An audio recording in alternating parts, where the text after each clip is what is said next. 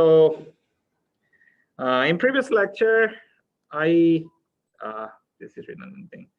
I explained about what's the motivation, what's the operating system, and what's the reason for having it in computer system, and what's the benefit of having operating system in general. So what was the main reason? Have anybody remember that? What was main purpose of having operating system in our computer? What's the benefit? Kusoga, what's the benefit of having operating system? What? Effective and efficient for what?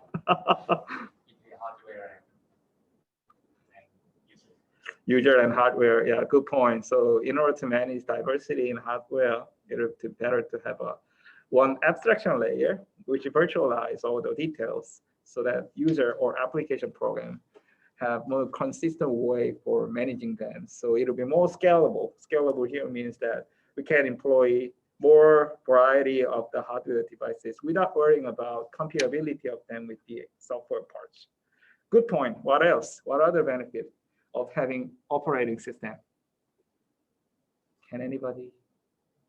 And they run a lot of programs that are based on one common platform. Yes. Good. So I told you that if there are only a single program that never change over time, and your system do not need to have anything like operating system. Operating system is providing openness to the system by providing a platform on which different programs can be installed and run and interact with the other component of the system, including the other software parts and also hardware part. Yeah, that's the reason why we have system for operating software and hardware of computer. And the suite of piece of the software, we're calling them operating system. Good. So I think I give enough motivation for having it by historical perspective. And so I think I basically tell a lot about a problem part, and I also emphasize what's the general strategy for solving this problem. Here the strategy is to virtualize computer and provide independent virtualized computer to each application program, so their execution will be isolated. And that is one big strategy. And the other strategy is providing various policy that can be played on operating system for managing different resources of a computer system. That is another important strategy. So these are strategy, and there can be a different solution, different concrete version of the solution that realize this strategy. And so let's talk about the solution part. So there can be different things, but we now have a pretty common characteristics of this solution. So we're calling the operating system as a general, we can think about general form of this solution as an operating system, and OS basically consists of multiple parts, but there are one big part of the OS. One big aspect of the OS is what is known as a kernel. And the remaining stuffs are much smaller than the kernel, but and there's some variation there, but we just calling them as a system software. System program. So kernel is kind of big thing. I think you already heard about a kernel in somewhere, and some course as you take in the computer science major, right? kernel이란 말은 들어봤죠? Heard of it, right?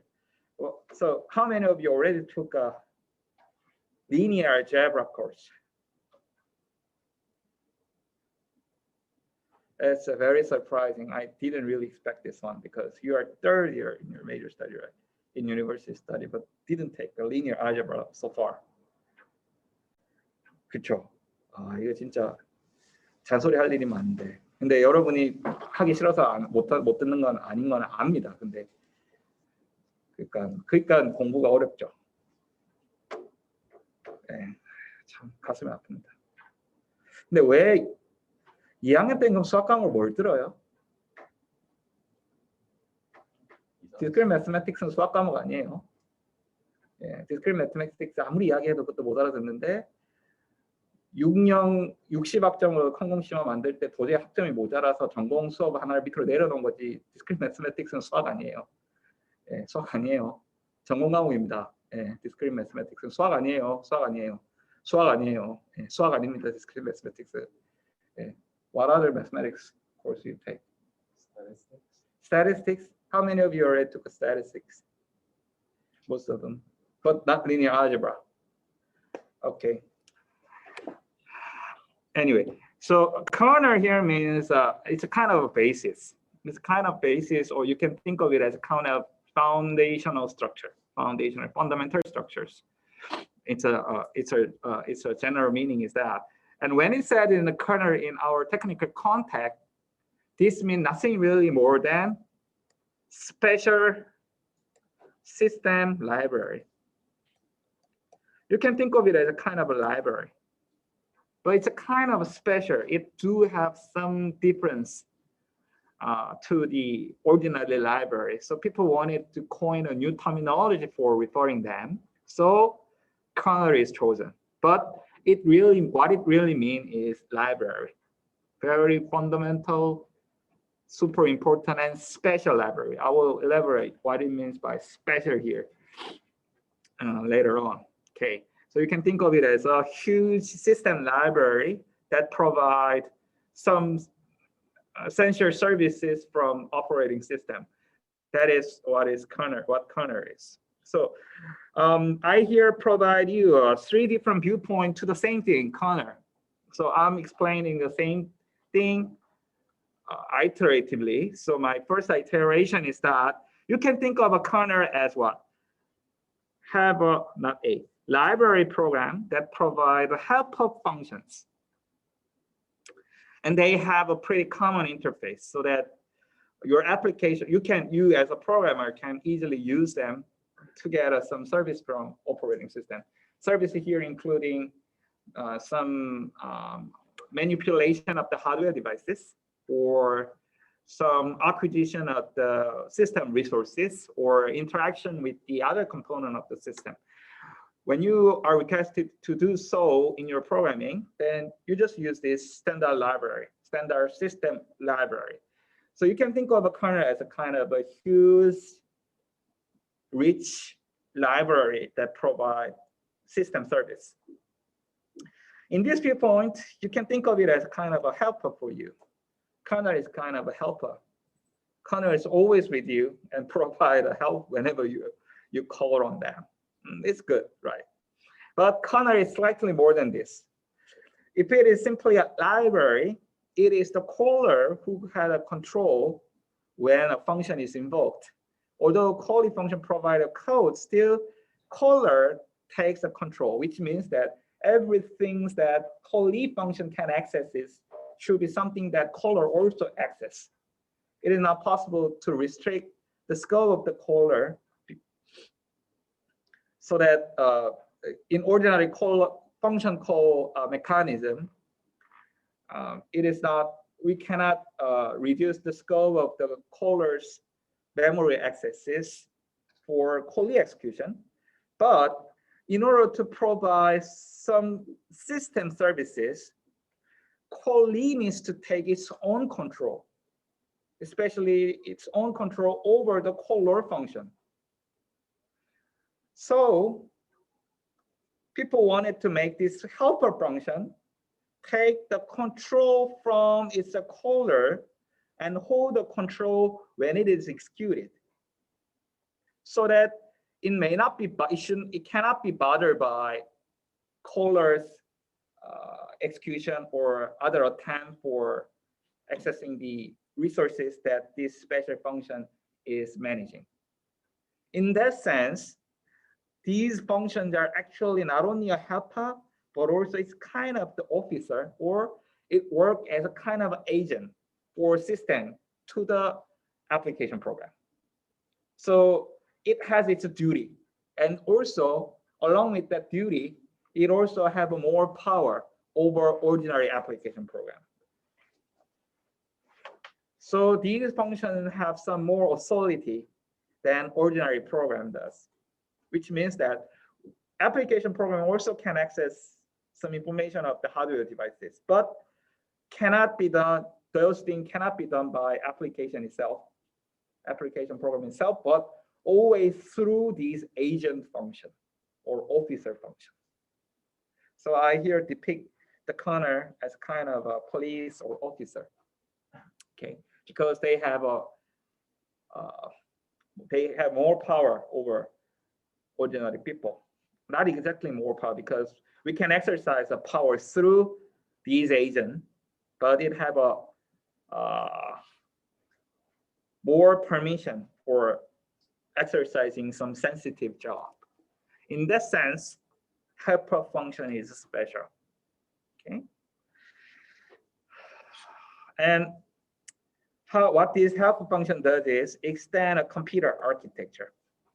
I told you that computer architecture provides a set of instructions that an application program to execute, right?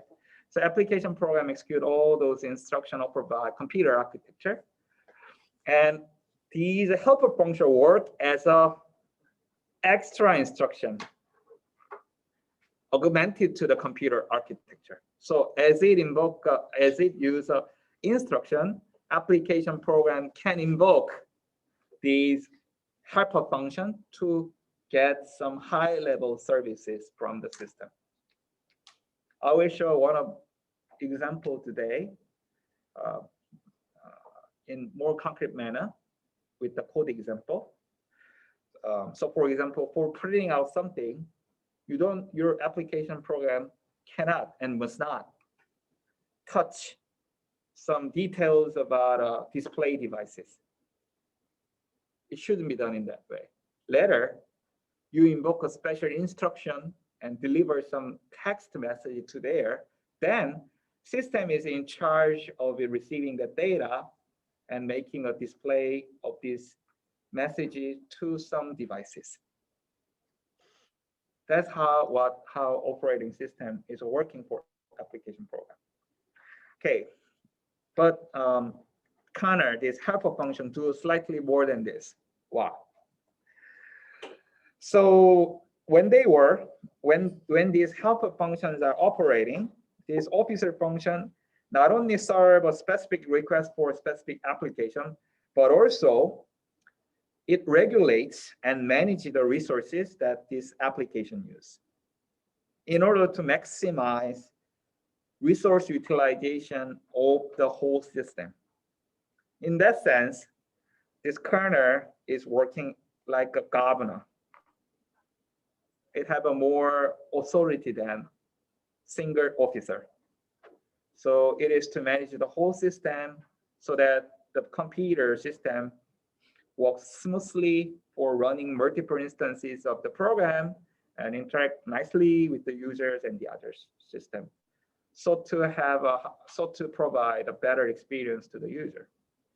That's what kernel does. So kernel is a helper, officer, and governor library of your system. That's my explanation. And we'll look into how these things are implemented and how they are working with more details. And then I explain about different policies. So here are the policy concern. Here are the policy concern. And here, in order to explain this mechanism for providing higher power to the helper function, we need to understand how a system core is implemented in our system, especially with the support from the computer architecture. We need to understand them. And then also, we will look into what kind of different helper functions are there in Linux system and Unix system, and what kind of the service that we can use from there. We also look into some practical aspect on this part as well. Okay. Questions so far? No? Okay. Moving on. Okay. So big portion of the operating system is kernel. What's kernel? kernel이라고 하면 이제 어렵게 생각할 필요 없습니다. What's kernel? You don't need to be scared by this new word. What's kernel? Library. Special system library. It looks pretty much the same as library to you. Okay? This is nothing really more than library. It's a very comprehensive special library offered by computer, offered by operating system. Okay? So you can think about operating system. So roughly speaking, you can say that, is operating system a huge chunk of library? My answer is mostly yes, but there's a more. And here's a more, that operating system encompass not only the kernel, but also some system program. System program here, you can think of it as a kind of a special application program. Their physical structures are pretty much the same as the application program because they are running upon kernel. And they also use, so they also get a service from the kernel. But they are not really application program, but because their purpose is not providing service to the user, but their purpose is to help user and application works nicely with each other and work nicely with the kernel. I need to revise this sentence because major job for the system program is to engage user or application with the kernel. So these systems programs are sometimes called it as a daemon. Daemon이라고 불러요. Daemon. Why? What's daemon? Daemon means basically in Greek, it basically means angel. Angel here means they are some godly things that live along with the humans, right? So they come and go, but they show up in human world in the form of a human-like thing, right? And deliver some service from God, right? These are like that. So they have the similar structure. They are actually an application program, but they works for kernel or works for operating system. Typical example is compiler. Think about a compiler. Compiler is what? Compiler is a translator that translates a high program source code written in a high-level programming language into what? Low level is nice, but technically it is what? More precise answer is that binary assembler. Yeah, assembly is good because we can differentiate the assembler from the compiler. Yeah, that's good. But when it's said, so okay, good answer. So compiler is translator that translate from high-level language into assembly language. And what is assembly language mean here? The language for computer architecture. Okay, that's good. But this assembly language, when assembly, so within assembly code, they are not purely consist of computer architecture instruction, but they do have invocation to system library, special system library, or I say kernel, or I say system call. So compiler needs to be aware of operating system. Also, it should be aware of the computer architecture, but also this needs to utilize some information on the underlying operating system for the target computer.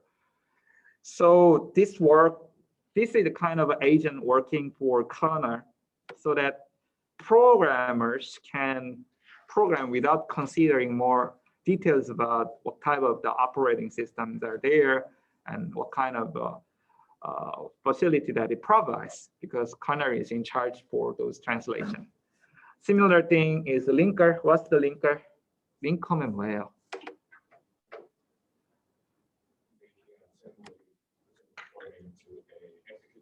Perfect. Linker assembly code into one executable, one complete one, so that it can be executed on computer architecture. has what basically linker that. And what's the loader? Loading means loading the written code from the storage devices into memory to execute the program. Obviously, this requires a lot of help from the operating system. So loader is essential. You can think about a loader as kind of a launcher. It's a launching rocket, which is kind of a carrier. So loader is a small piece of the program that set up basic things for program execution. And when those things are done, it make a call on to a specific point of an application program to start. Usually that is main function for C program. So imagine what type of thing. So who's the caller for the main function, by the way, when you write a C code? Yes, what? There are stack of the function to be called before main. And those stack of the functions are what? Over loader. So loader initialize the memory and get resources and prepare everything, open up the pipe for the standard input and output. You keep the environment, and then what? Kick off to execute main. So obviously, this is a piece of the code that engage application program with the operating system. Fair enough. Shell. What's the shell? Shell. Shell means one that have a thick surface, right? Or one that surrounds some soft part, protected. And what's the internals for? So shell. What's the shell, by the way? Bash or Windows, some GUI shell. Those are shell. These are user interface program, the one that welcome you when you turn on your computer. One that shows a prompt and receive your input, you as a human user receiving. This is a program. This type of a program is called as a shell. So if these programs are shell, then what's the antenna of the shell? That's kernel. So shell will receive input from the user and what? Invoke proper system call through the system library to make the operating system provide some service to the user. We as a human cannot directly call some commands to directly request some service to the kernel. So we need to have some agent in between. So that program is a shell. And there are tons of the service daemon working together with the application program. So even though you do not execute anything, once you turn on the computer, you will see that bunch of the program, like 30 or 40 different programs are actually running. And what those programs are for, to help you to make application program works nicely. That's all daemon.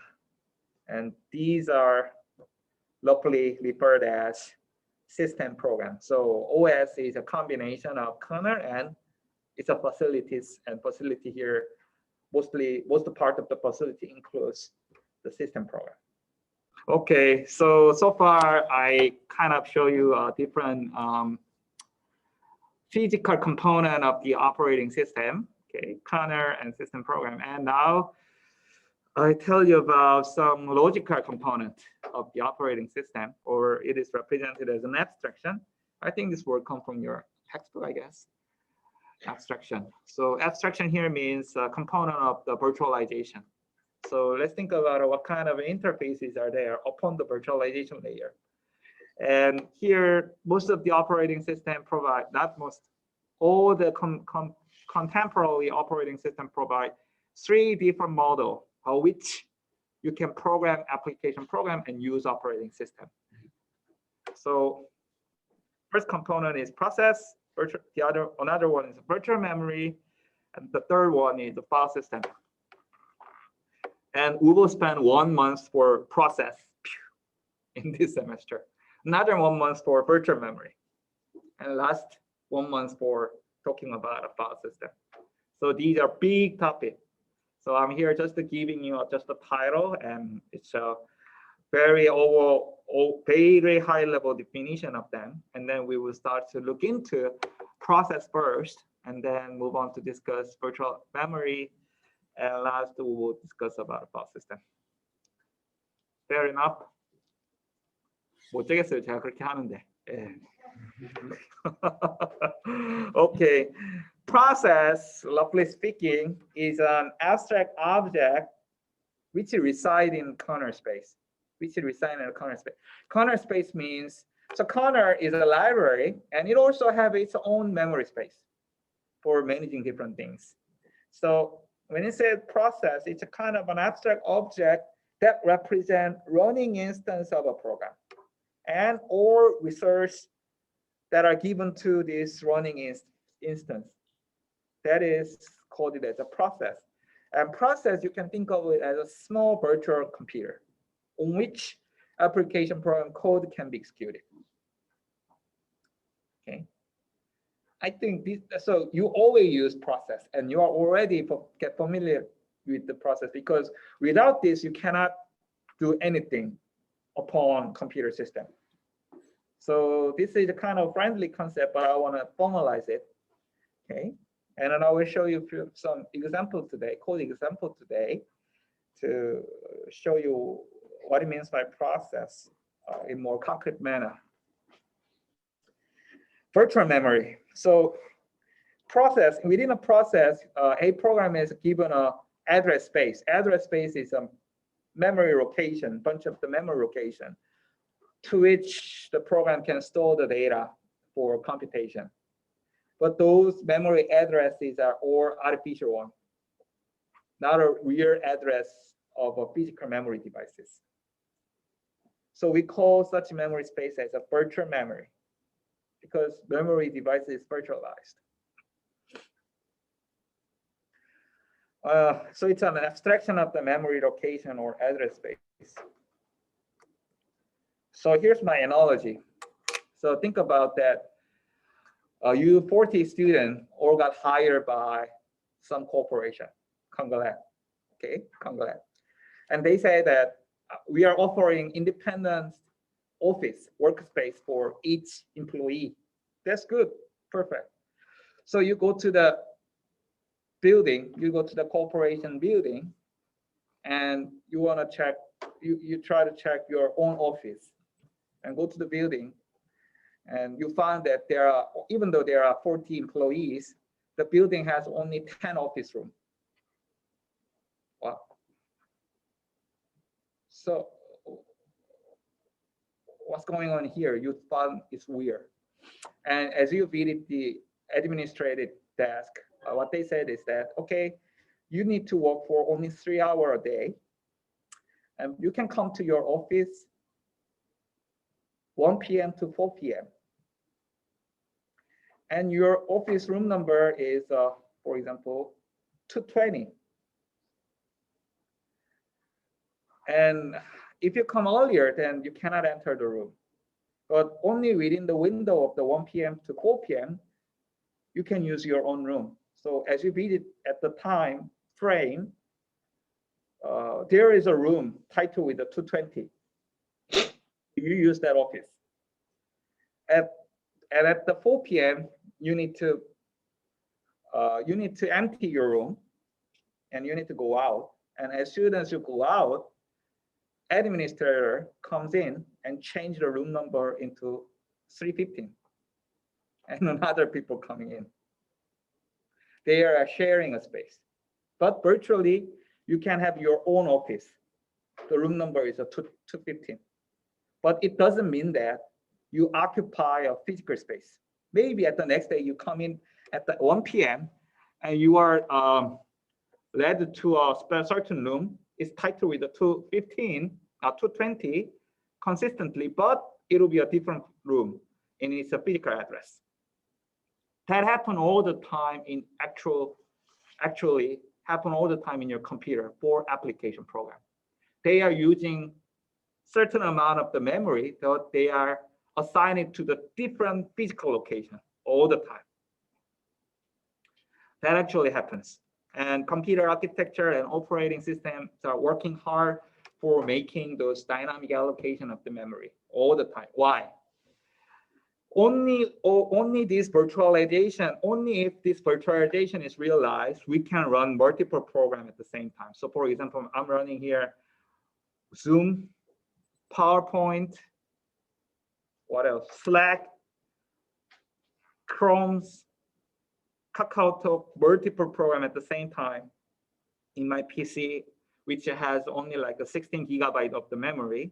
But if I delegate, if I give a physical address all independently, then I cannot accommodate them all. I'm sure that they require like a 20 gigabytes. But even within a 16 gigabyte memory, I can smoothly running them concurrently. How that's possible? Due to this virtualization of the memory. And we will learn in detail, we will learn some detailed scheme for making this virtualization possible in memory perspective. Okay, and last piece is file system. These are the coded the 3 easy pieces of the operating system, according to the authors of your textbook. Don't you know that? Yeah. File systems are what? File systems are all the thing that is external to your computer architecture. I told you that the two main component of the computer architecture, the CPU and memory, and all other things are something outside of the computer architecture. Or for example, if I install the hard disk drive or SSD in my PC, but I cannot tell that this is a part of the computer architecture. It is part of the computer organization, but it's some external entity to the computer architecture. 컴퓨터 아키텍처는 아닙니다. 컴퓨터 아키텍처는 뭐예요? 메모리 CPU예요. 그렇죠? Because we do not have a specific instruction for hard disk driver, never. But hard disk driver is attached. And all the communication from and to these external components, including the devices attached to the same system or application program running along with my computer program, along with a specific application program, or other things connected through network, all those things are kind of regarded as a file in operating system. File is what? File is sequence of values, nothing more than that. So in that sense, it is also coded as a stream. Okay, so OS virtualize all those communication with external things as a file, and they offer file system for managing them. So usually it is used to manage the storage devices or communication channel of to the other application program or networking. We will learn about this, and you will practice system programming that use file system for doing this job.